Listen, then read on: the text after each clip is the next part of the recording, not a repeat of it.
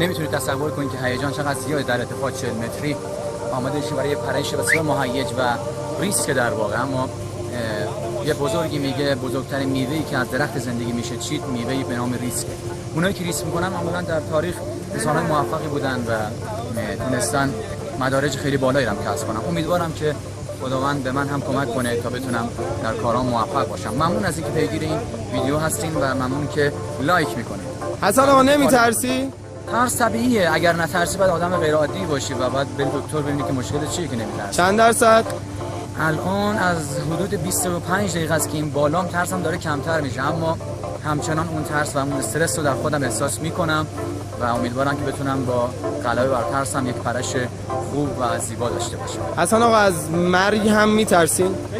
مرگ یک چیز ناشناخته است برای بشر، اما خب میگن بعضیام تجربه کردن و برگشتن.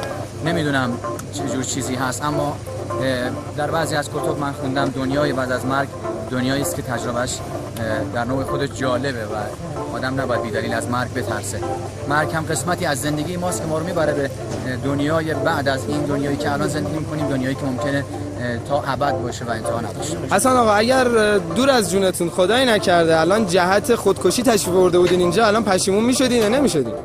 من اصلا با پدیده به نام خودکشی و کاری به نام خودکشی اصلا موافق نیستم. اگر این ارتفاع رو میدیدین پشیمون میشدین؟ میشدین؟ من یه چیز نمیرسه و مرسی. دوست ندارم در موردش حتی صحبت کنم. مرسی، ممنون.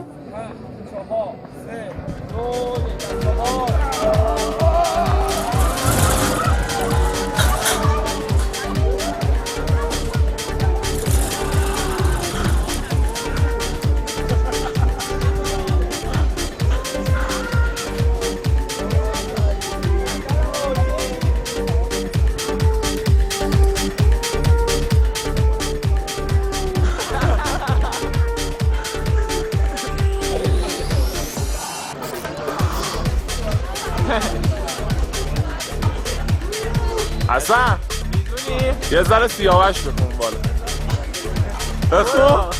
نمیتونی بخونی توی حالت نه؟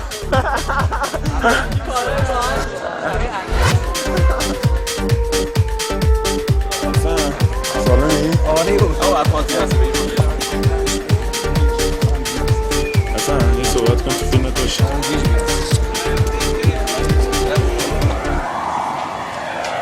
چرخش هستم زیاد چرخون مانه شانس اون شارژ دوربین دستیه تموم شد.